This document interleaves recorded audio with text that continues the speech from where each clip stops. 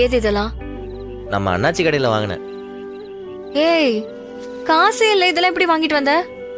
அண்ணாச்சிங்கிறவர் எதுக்கு இருக்காரு? கடன் கொடுக்க தானே, அக்கௌண்ட்ல வாங்கியிருக்கேன். கொடுத்தாரா? அதெல்லாம் கொடுப்பாரு வீரா. நான் வீட்டுக்கு தான் கெட்டவன். இந்த ஏரியாவில் எல்லாருக்கும் என் மேல நம்பிக்கை இருக்கு.